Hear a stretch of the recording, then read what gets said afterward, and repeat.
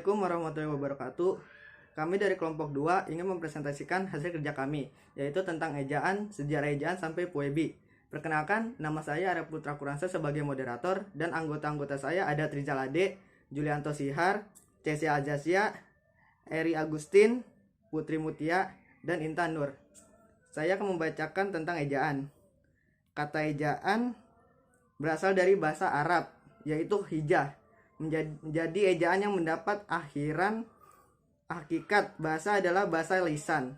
Bahasa tulis merupakan turunan dari bahasa lisan.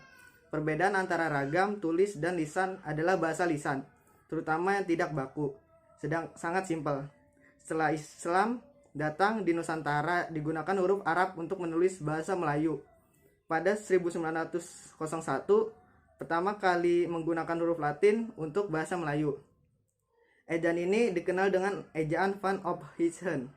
Menurut KBBI tahun 2005 ayat 285, ejaan adalah kaidah-kaidah cara menggambarkan bunyi-bunyi, kata kalimat, dan seterusnya dalam bentuk tulisan, huruf-huruf, serta penggunaan tanda baca.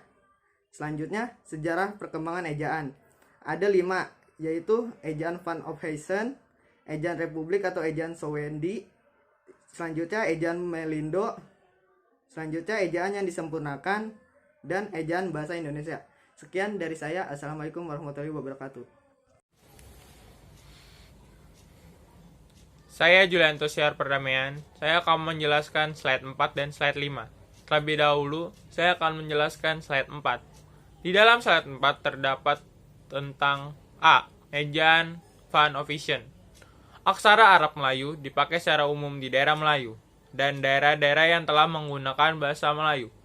Akan tetapi, karena terjadi kontak budaya dengan dunia barat, sebagai akibat dari kedatangan orang barat dalam menjajah di tanah Melayu itu, di sekolah-sekolah Melayu telah digunakan aksara Latin secara tidak terpimpin. Oleh sebab itu, pada tahun 1900, menurut C. Amis, Van Ophuijsen, seorang ahli bahasa dari Belanda, mendapat perintah untuk merancang suatu ejaan yang dapat dipakai dalam bahasa Melayu, terutama untuk kepentingan pengajaran. Jika penyusunan ejaan itu tidak cepat-cepat dilakukan, dikhawatirkan bahwa sekolah-sekolah tersebut akan menyusun dengan cara yang tidak terpimpin, sehingga akan memunculkan kekacauan dalam ejaan tersebut. Selanjutnya saya akan menjelaskan slide 5 tentang ejaan Republik atau ejaan Sowendi. Beberapa tahun sebelum Indonesia merdeka, yakni pada masa pendudukan Jepang, pemerintah sudah mulai memikirkan keadaan ejaan kita yang sangat tidak mampu mengikuti perkembangan ejaan internasional. Oleh sebab itu, pemerintah melalui Menteri Pendidikan dan Kebudayaan melakukan pengubahan ejaan untuk menyempurnakan ejaan yang dirasakan sudah tidak sesuai lagi dengan kemajuan ilmu pengetahuan dan teknologi. Oleh sebab itu, pada tahun 1947, muncullah sebuah ejaan yang baru sebagai pengganti ejaan Van Ophuijsen. Ejaan tersebut diresmikan oleh Menteri Pendidikan, Pengajaran, dan Kebudayaan Republik Indonesia, Dr. Soehardi, pada tanggal 19 Maret 1947, yang disebut sebagai ejaan Republik. Karena Menteri Pendidikan, Pengajaran, dan Kebudayaan adalah Dr. Soehardi, ejaan yang diresmikan itu disebut juga sebagai ejaan Soehardi. C. Ejaan Melindo. Ejaan ini dikenal pada akhir tahun 1959 Sidang Perutusan Indonesia dan Melayu, yaitu Slamet Mulyana dan Syekh Nasir bin Ismail, menghasilkan konsep ejaan bersama yang kemudian dikenal dengan nama ejaan Melindo atau Melayu Indonesia. Karena perkembangan politik selama bertahun-tahun berikutnya, maka diurungkan peresmian ejaan tersebut. Selanjutnya, ejaan yang disempurnakan. Ejaan yang disempurnakan atau disebut dengan IED adalah ejaan bahasa Indonesia yang berlaku dari tahun 1972 hingga 2015. Ejaan ini menggantikan ejaan Republik atau ejaan Soehardi Ejaan ini diganti oleh ejaan bahasa Indonesia sejak tahun 2015, revisi 1987. Pada tahun 1987, Menteri Pendidikan dan Kebudayaan mengeluarkan Keputusan Menteri Pendidikan dan Kebudayaan Nomor 0543A atau U atau 1987 tentang penyempurnaan pedoman umum ejaan bahasa Indonesia yang disempurnakan. Keputusan Menteri ini menyempurnakan IED edisi 1975, revisi 2009. Pada tahun 2009, Menteri Pendidikan Nasional mengeluarkan Peraturan Menteri Pendidikan Nasional Nomor 46 Tahun 2009 tentang pedoman umum ejaan bahasa Indonesia yang disempurnakan. Dengan dikeluarkannya peraturan menteri ini, maka IED edisi 1987 diganti dan dinyatakan tidak berlaku. Baik, selanjutnya saya akan menjelaskan mengenai ejaan bahasa Indonesia. Perbedaan ejaan bahasa Indonesia dengan IED ada dua, yaitu yang pertama penambahan huruf vokal diftong. Pada IED, huruf diftong ada 3, yaitu AI, AU, dan OI. Sedangkan pada PUAB, huruf diftong ada 4, yaitu AI, AU, OI, dan EI. Perbedaan yang kedua adalah penggunaan huruf tebal. Dalam IED, penggunaan huruf tebal ada 3, yaitu yang pertama untuk menuliskan judul buku, bab, dan lain-lain. Yang kedua untuk mengkhususkan huruf, dan yang ketiga untuk menuliskan lema atau sublema dalam kampus. Sedangkan dalam PUAB, fungsi ketiganya itu dihapus. Antara lain untuk menuliskan buku, bab, dan lain-lain, serta mengkhususkan huruf. Selanjutnya saya akan menjelaskan mengenai fungsi ejaan. Fungsi ejaan antara lain adalah yang pertama, sebagai landasan pembakuan kosakata dan peristilahan. Yang kedua, sebagai landasan pembakuan tata bahasa.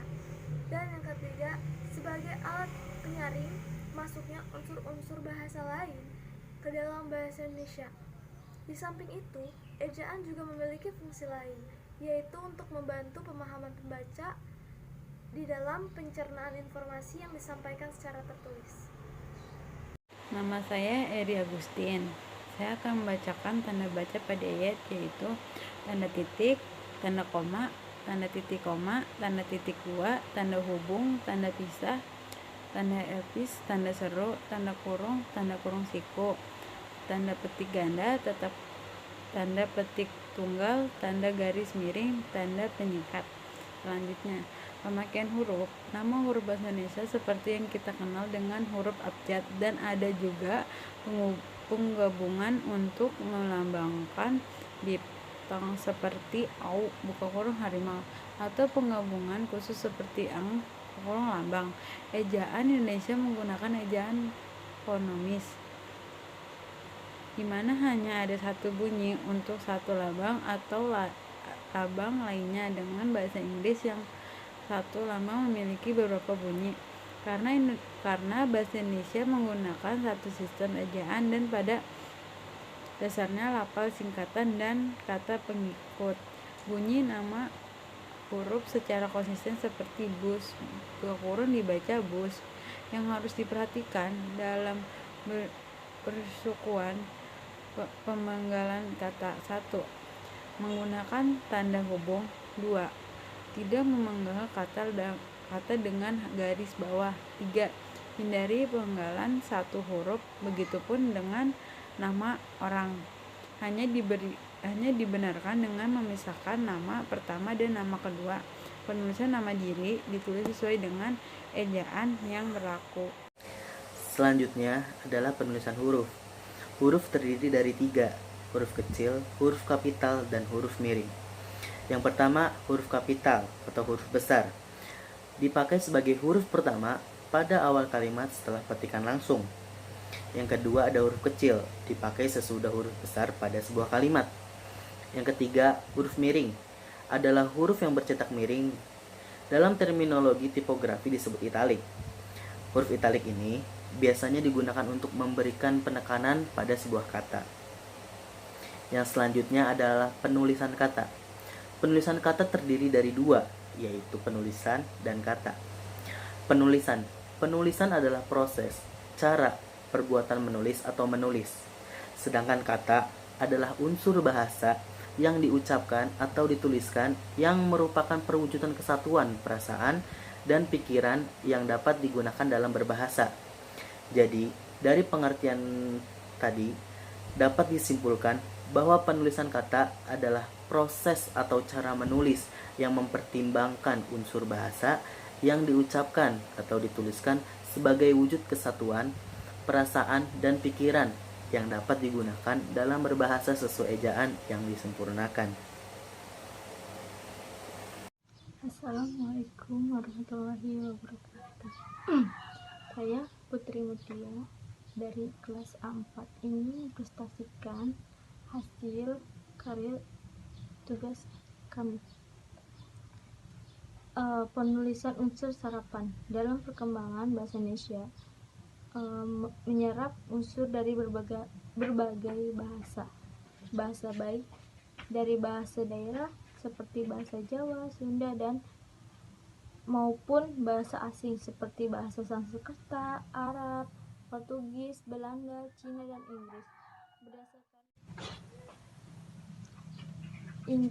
Berdasarkan nostalgia unsur sarapan dalam bahasa Indonesia dapat dibagi menjadi dua kelompok besar. Pertama, unsur asing yang belum sepenuhnya terserap ke dalam bahasa Indonesia.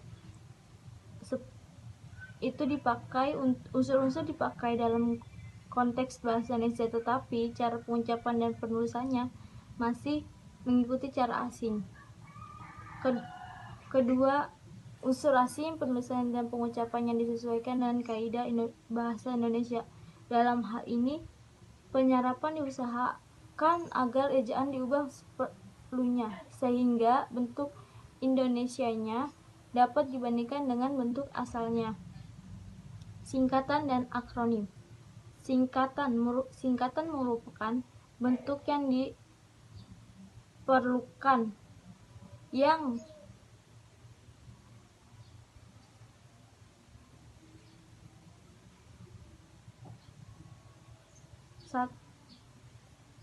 atas satu huruf atau lebih.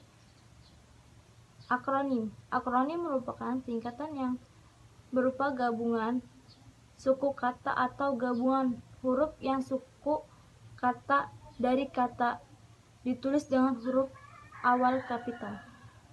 Sekian video presentasi dari saya. Terima kasih. Wassalamualaikum warahmatullahi wabarakatuh.